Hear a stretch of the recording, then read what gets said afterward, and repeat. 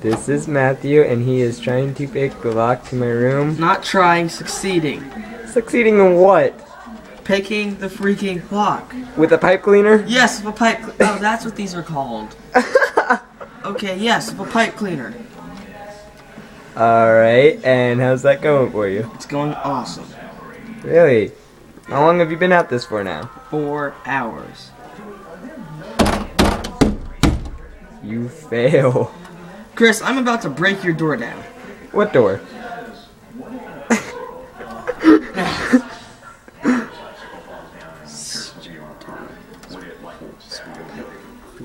Go get me another pipe cleaner. Why? Because these are broken. They're not broken. You just fail at using them. No, I don't. You do. No, I don't. Oh, I thought that right. Open.